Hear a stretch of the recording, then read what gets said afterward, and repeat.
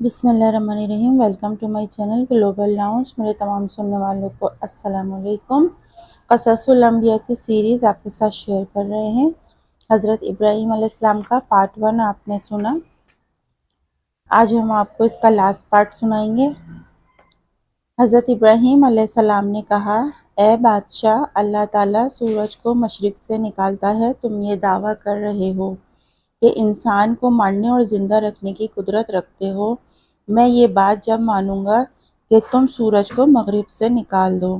نمرود کے بس میں نہ تھا کہ وہ سورج کو مغرب سے نکالے، اس لیے وہ اپنا سا منہ لے کر رہ گیا۔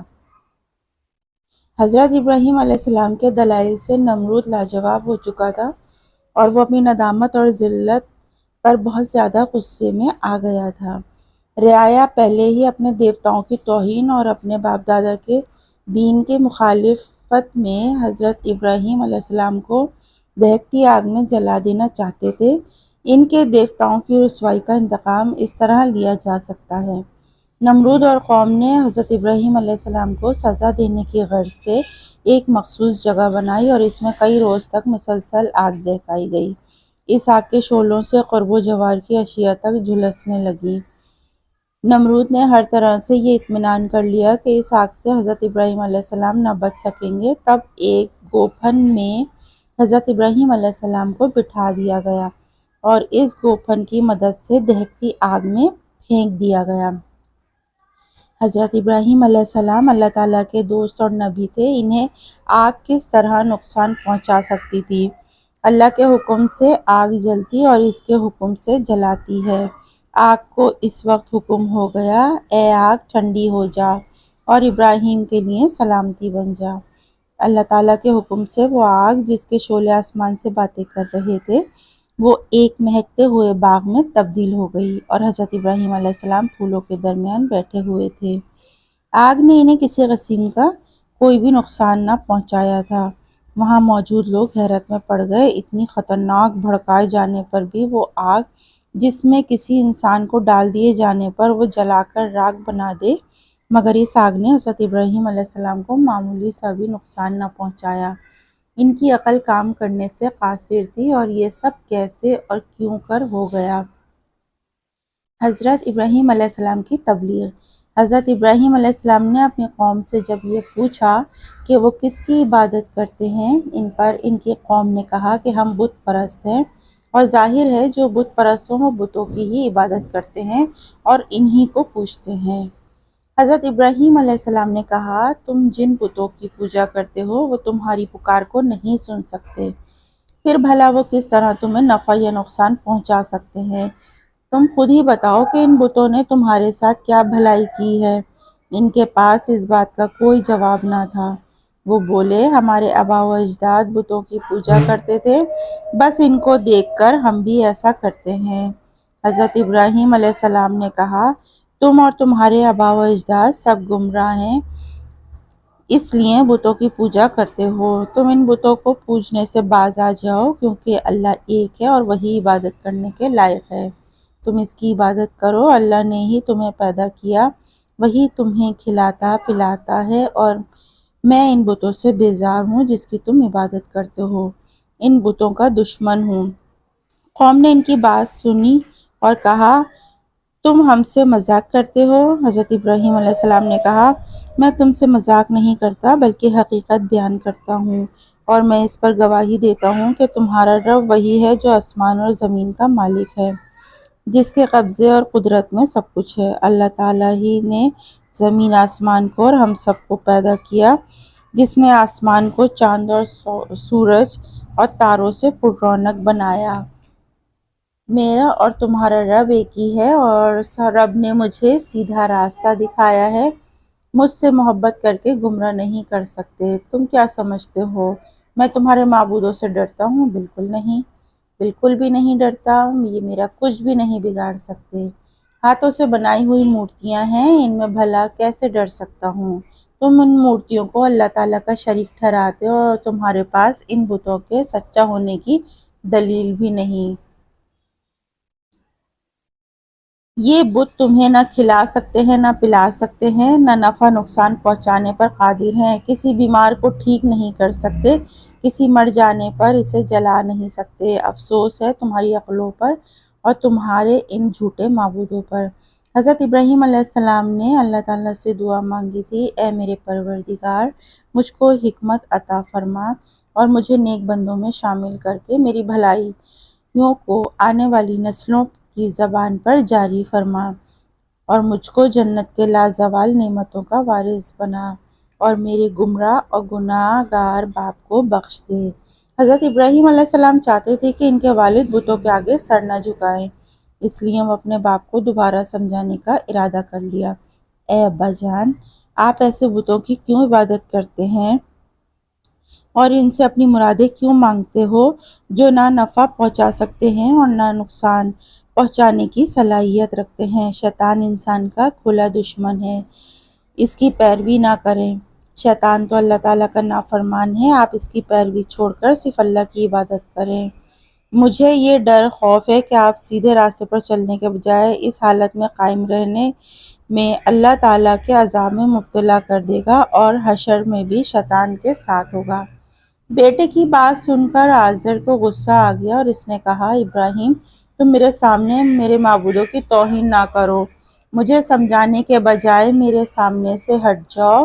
تم نے مجھ پر اس قسم کی بات کی تو میں تمہیں اتنے پتھر ماروں گا کہ تمہارے حواس ٹھکانے آ جائیں گے۔ حضرت ابراہیم علیہ السلام نے اپنے والد کی بات کا برا نہیں مانا اور نہ غصہ کیا اور کہا، ابا جان، میرا اسلام قبول کیجئے، میں اپنے رب سے آپ کی بخشش کی دعا کرتا رہوں گا۔ مجھے اپنے پروردگار پر پوری امید ہے اور وہ میری پکار کو سنے گا اور دعائیں ضائع نہ ہوں گی۔ والد کی باتیں سن کر حضرت ابراہیم علیہ السلام کو شدید افسوس ہوا تھا۔ انہوں نے بہتر یہ جانا کہ اب اس شہر سے نکل کر دوسرے شہر چلے جائیں اور اللہ تعالیٰ کی عبادت کریں، دوسرے لوگوں کو بھی اس بات پر آمادہ کریں کہ وہ صرف اللہ کو اپنا معبود مان کر صرف اللہ کی عبادت کریں۔ حضرت ابراہیم علیہ السلام مکہ میں۔ حضرت ابراہیم علیہ السلام نے اپنی بیوی ہاجرہ اور بیٹے اسماعیل کو ساتھ لیا اور اپنے خاندان اور اپنے وطن کو چھوڑ کر مکے کا رخ کیا۔ جب وہ مکے میں پہنچے تو وہاں کوئی آبادی نہ تھی، انسان تو انسان، حیوان بھی نہ تھے، مکانات کا تو سوال ہی پیدا نہیں ہوتا تھا، اور مکانات تو وہاں ہوتے ہیں جہاں انسانوں کی آبادی ہوتی ہے۔ حضرت ابراہیم علیہ السلام اپنی بیوی اور بچے کو وہاں چھوڑ کر دوسری جانب جانے کا ارادہ کیا تو حضرت ہاجرہ نے اپنے شوہر کو دیکھا، آپ ہمیں کیسی جگہ چھوڑ کر جا رہے ہیں؟ یہ جنگل بیابان ہے جہاں نہ کھانا ہے، نہ پانی، نہ گھر ہے، نہ در، پھر کیوں ہمیں تنہا چھوڑ کر جا رہے ہو؟ یہ اللہ تعالیٰ کا حکم ہے۔ حضرت ہاجرہ نے پوچھا۔ ہاں، حضرت ابراہیم علیہ السلام نے کہا۔ حضرت ہاجرہ نے کہا، تو پھر مجھے کوئی غم نہیں، اللہ ہماری مدد کرے گا اور وہ ہم کو بے یار و مددگار نہ چھوڑے گا۔ حضرت ابراہیم علیہ السلام انہیں وہاں چھوڑ کر چلے گئے اور حضرت ہاجرہ کے پاس نہ پانی کو پینے کو ایک مشکیزہ تھا۔ جب تک اس میں پانی تھا دونوں ماں بیٹے کو پریشانی نہ ہوئی۔ جب مشکیزے کا پانی ختم ہوا تو حضرت اسماعیل علیہ السلام کو شدت کی پیاس لگی۔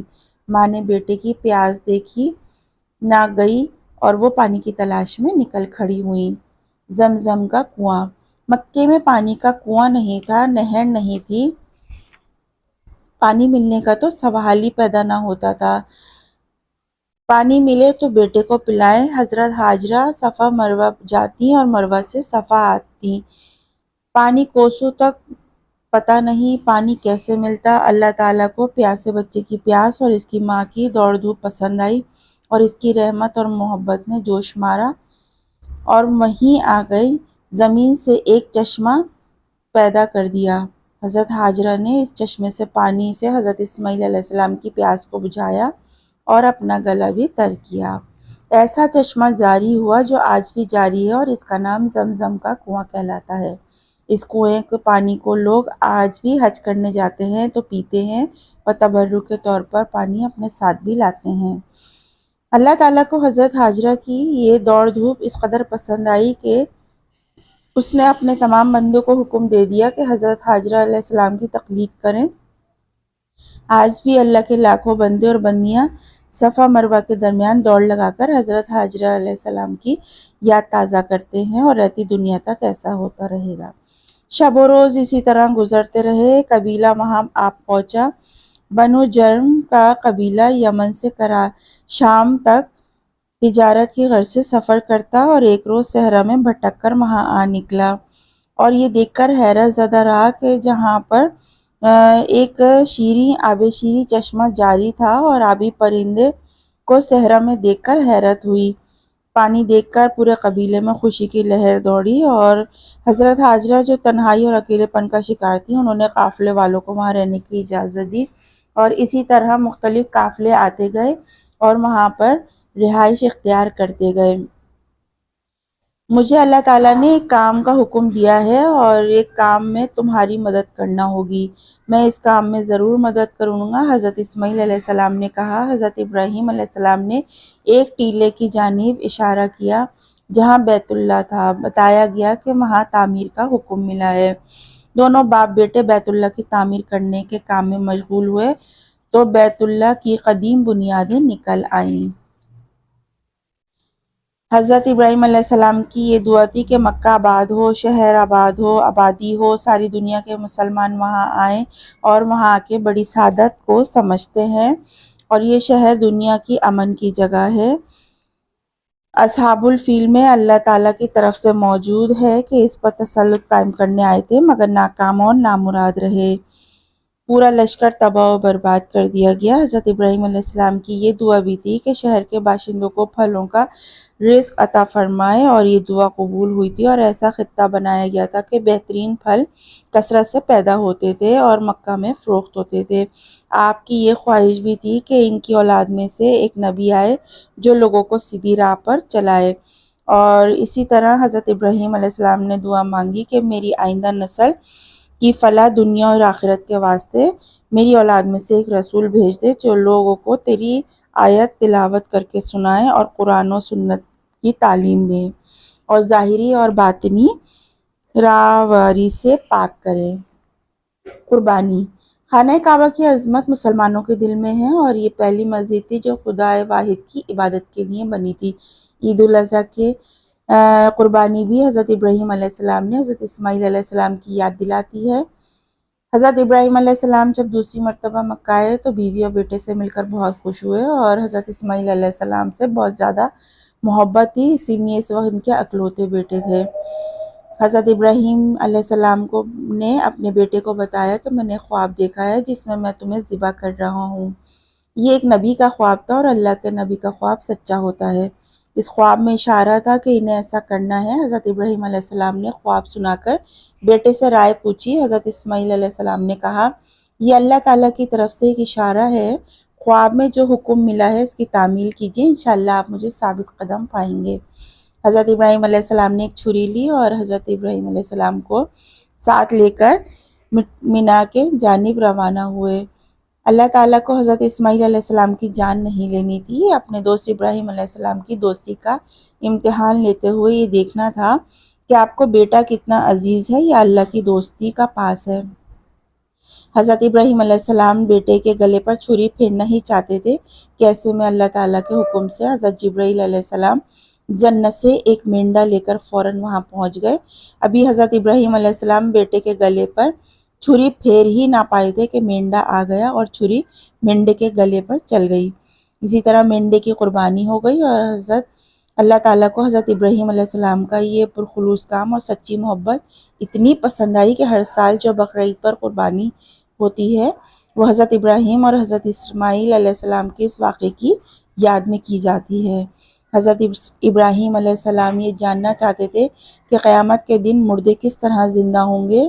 جب حضرت ابراہیم علیہ السلام نے اپنی اس خواہش کا اظہار کیا، اے میرے پروردگار، تو قیامت میں مردوں کو کس طرح زندہ کرے گا مجھے بھی دکھا۔ حضرت ابراہیم علیہ السلام کی بات سن کر اللہ تعالیٰ نے فرمایا، کیا تم کو میری قدرت کاملہ پر یقین نہیں؟ حضرت ابراہیم علیہ السلام نے کہا، مجھے کامل یقین ہے، لیکن اپنے قلب کی خاطر تجھ سے یہ درخواست کی۔ اللہ تعالیٰ کی طرف سے حکم ہوا کہ 4 پرندے پکڑ کر لاؤ اور ان کے ٹکڑے ٹکڑے کر کے ایک ایک ٹکڑا پہاڑ پر ڈال دو۔ پھر ان کو بلاؤ، تم دیکھ لینا تمہارے پاس کس طرح دوڑے آتے ہیں، اس طرح ہم قیامت میں مردوں کو زندہ کریں گے، اور یہ ہمارے لیے کچھ مشکل نہیں۔ حضرت ابراہیم علیہ السلام نے ایسا ہی کیا، وہ پرندوں کے جو ٹکڑوں میں تقسیم ہو گئے تھے وہ پھر سے زندہ ہو گئے، اور حضرت ابراہیم علیہ السلام 175 برس کی عمر میں وفات پائی، مبرون شہر میں مکفیلیہ کے غار میں تدفین ہوئی، اور اس مقام کو الخیل بھی کہا جاتا ہے، جو کہ بیت المقدس کے بالکل واقع ہے، بیت المقدس کے بالکل قریب واقع ہے۔ حضرت ابراہیم علیہ السلام کا قصہ یہاں کمپلیٹ ہوتا ہے۔ امید ہے آپ کو قصص الانبیاء کی سیریز بہت پسند آ رہی ہوگی۔ اگر آپ کو ہمارا چینل اچھا لگ رہا ہے تو لائک، شیئر اور کمنٹ کرنا نہ بھولیں۔ اگلے اسٹوری میں آپ سے ملیں گے، جب تک اپنا بہت سا خیال رکھیں اور اپنی ٹیچر سائمہ خان کو اجازت دیجیے۔ اللہ حافظ۔